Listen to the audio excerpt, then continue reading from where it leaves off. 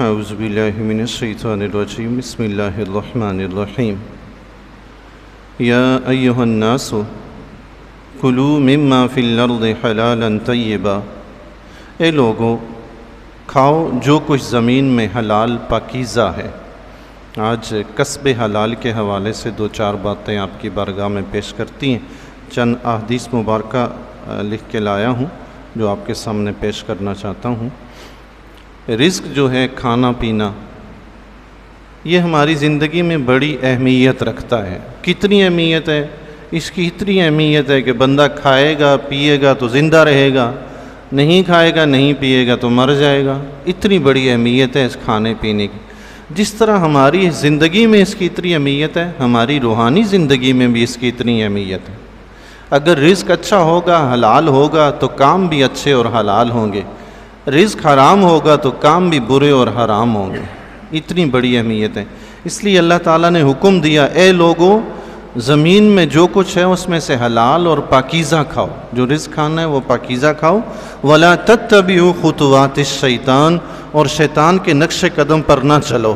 اس سے پہلے رب نے حکم دیا حلال اور پاکیزہ کھاؤ، پھر فرمایا شیطان کے نقش قدم پہ نہ چلو۔ اس سے پتہ یہ چلا جو بندہ حلال اور پاکیزہ کھاتا ہے، اللہ اسے شیطان کے نقش قدم پر چلنے سے بچنے کی توفیق دیتا ہے۔ سبحان۔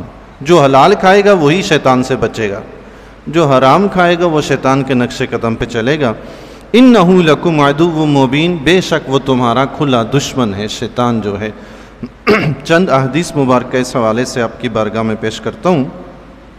آقا علیہ الصلوۃ والسلام کا ارشاد گرامی ہے، فرمایا طلب الحلال فریضۃ علی کل مسلم، رزق حلال کی تلاش کرنا ہر مسلمان پر فرض ہے، ہر مسلمان پر فرض ہے۔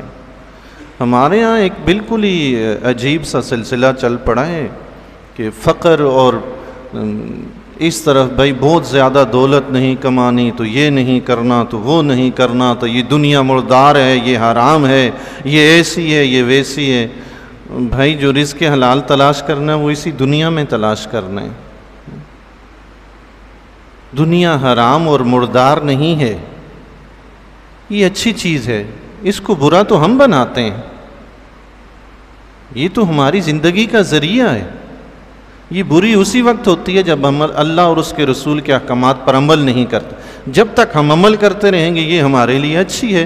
حضور نے فرمایا رزق حلال تلاش کرنا ہر مسلمان پر فرض ہے۔ اب بندہ گھر میں ہاتھ پہ ہاتھ دھرے بیٹھا رہے، گھر سے باہر ہی نہ نکلے، کیا کمائے گا وہ؟ بیوی بچے بھوکے مریں گے، کیسی زندگی؟ آج پوری دنیا میں آپ دیکھیں جی، مسلمان بدحال زندگی گزار رہے ہیں۔ اس کی سب سے بڑی وجہ یہی ہے، کمانے میں سستی کرتے ہیں۔ اور اس کے کمانے کا ثواب کتنا ہے؟ ابھی حدیث بھی آپ سماعت فرمائیے گا کہ اس کا ثواب کتنا ہے۔ یہ جو آیت میں نے ابھی آپ کے سامنے تلاوت کی ہے، حضرت عبداللہ بن عباس رضی اللہ تعالیٰ عنہ سے روایت ہے، فرماتے ہیں قال تُلِيَتْ هَذِهِ الْآيَةُ عِنْدَ النَّبِيِّ صلی اللہ علیہ وسلم، حضور علیہ السلام کے پاس یہ آیہ مبارکہ تلاوت کی گئی، یا ایھا الناس کلوا مما فی الارض حلالا طیبا، فقام سعد بن ابی وقاص۔ یہ آیت جب حضور کی بارگاہ میں تلاوت کی گئی تو حضرت سعد بن ابی وقاص رضی اللہ تعالیٰ عنہ کھڑے ہوئے، فقال یا رسول اللہ ادعو اللہ ان یجعلنی مستجاب الدعوات۔ انہوں نے عرض کی، یا رسول اللہ کی بارگاہ میں میرے لیے دعا فرمائیے کہ اللہ مجھے مستجاب الدعوات بنا دے۔ میرے لیے دعا کیجئے کہ میں جب بھی دعا کروں اللہ میری دعا قبول کر لے، مجھے ایسا بنا دے۔ مستجاب الدعوات، وہ شخص جس کی دعا قبول ہو جاتی ہے۔ تو آقا علیہ الصلوۃ والسلام نے فرمایا، یا سعد اطب مطعمک، اے سعد اپنی خوراک کو اچھا بنا لو، پاکیزہ خوراک کھاؤ، تکن مستجاب الدعوہ، تم مستجاب الدعوات بن جاؤ گے۔ سبحان اللہ۔ تم اپنا رزق پاکیزہ کر لو، پھر تم جو بھی دعا کرو گے اللہ قبول فرمائے گا۔ سبحان اللہ۔ ایک ہی تو نسخہ بتایا اللہ کے نبی علیہ الصلوۃ والسلام نے دعا کے قبول ہونے کا، صرف ایک کہ رزق پاکیزہ کھاؤ، حلال کر لو، بس۔ ہم روتے رہتے ہیں، دعائیں کرتے ہیں، قبول ہی نہیں ہوتی۔ وجہ کیا ہے؟ ہم اپنے رزق میں غور و فکر ہی نہیں کرتے، دیکھتے ہی نہیں کہ جو ہم کھاتے ہیں ہم لاتے کہاں سے ہیں، جو ہمارے گھر والے کھاتے ہیں آتا کہاں سے ہے۔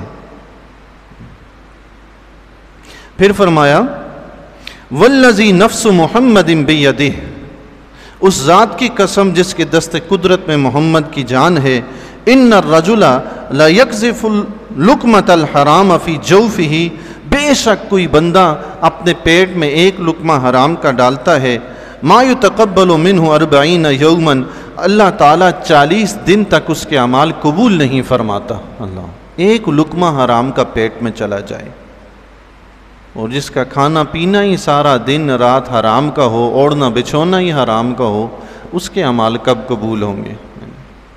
ایک لقمہ پیٹ میں حرام کا گیا تو 40 دن تک عبادت قبول نہیں ہو رہی۔ وَأَيُّمَا عَبْدٍ نَبَتَ لَحْمُهُ مِنَ السُّخْطِ وَالرِّبَا فَالنَّارُ أَوْلَى بِهِ، اور وہ بندہ جس کے گوشت نے حرام مال اور سود سے پرورش پائی، وہ آگ کا زیادہ حقدار ہے۔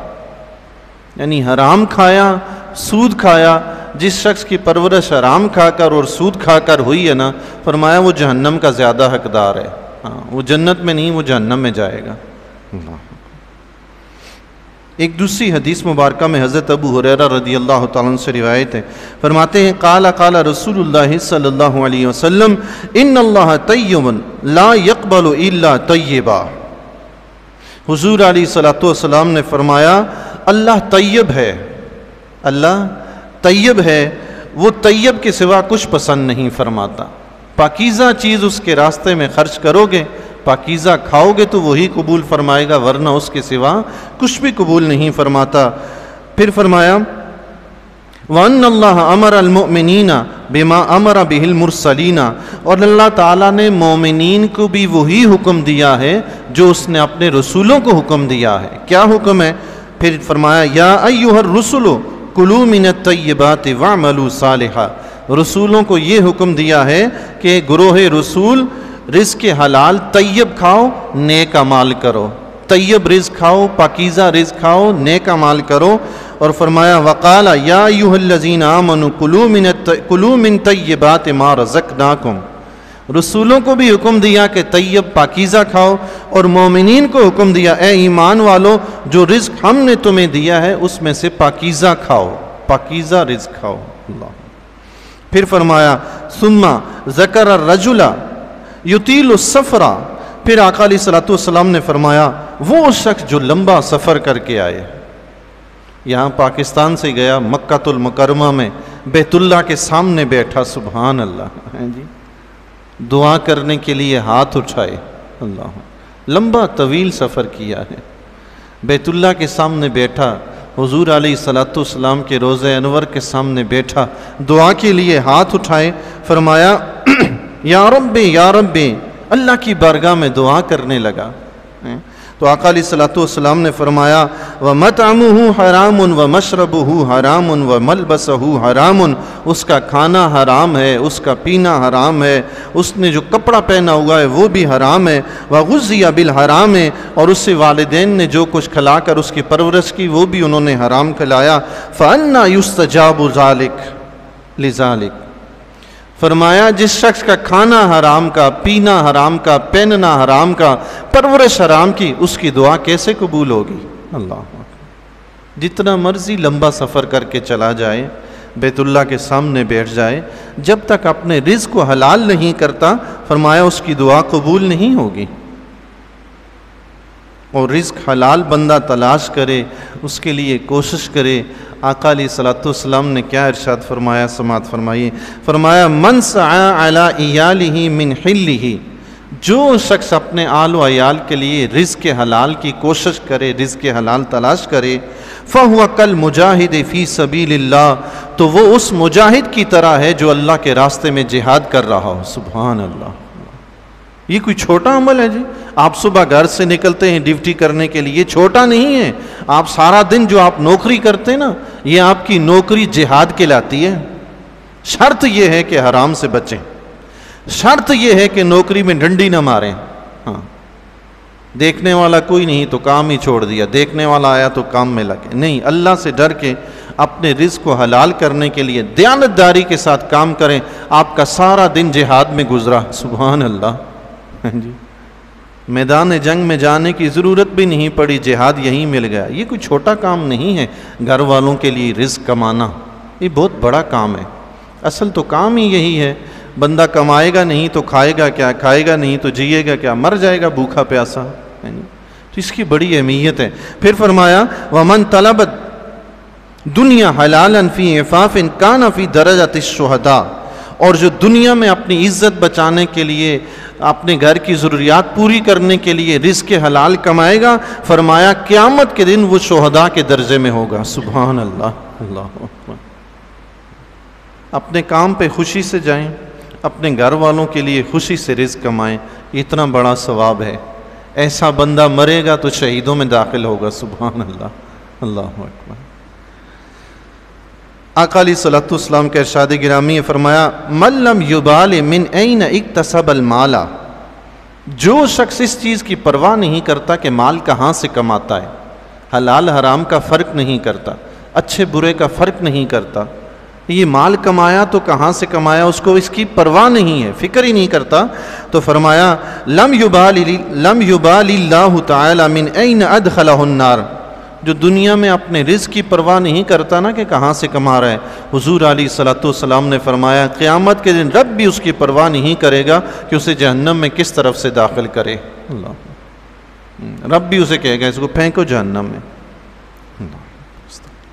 آخری حدیث مبارکہ سماعت فرما لیجئے. من امسا وانیا من طلب الحلال، حضور علیہ الصلوۃ والسلام نے فرمایا جس شخص نے رزق حلال کی تلاش میں تھک ہار کر شام کر دی، سبحان اللہ، سارا دن رزق حلال کی تلاش میں رہا، رزق حلال کماتا رہا، اور شام ہوگی، شام تک وہ تھک گیا، باتا، پھر اس نے رات گزاری، رات ایسی گزاری کہ دن میں رزق حلال تلاش کر کے آئے، محنت مزدوری کی، رزق حلال کے لیے کی، رات اب گزاری، مغفور اللہ، اللہ تعالیٰ اس کی بخشش و مغفرت فرما دے گا. سبحان اللہ. سبحان اللہ. اللہ اس کی مغفرت فرما دے گا. وَأَصْبَحَ وَاللَّهُ عَنْهُ رَاضٍ، اور صبح جب اٹھے گا اللہ اس سے راضی ہوگا. سبحان اللہ. رزق حلال کتنی عظیم چیز ہے. یہ بندہ دن میں محنت مزدوری رزق حلال کے لیے محنت مزدوری کر کے سوئے، رات سوئے گا تو اللہ مغفرت فرمائے گا، صبح اٹھے گا تو رب راضی ہوگا. سبحان اللہ. اللہ تعالی ہمیں رزق حلال کمانے، اپنے گھر والوں کو رزق حلال کھلانے کی توفیق عطا فرمائے.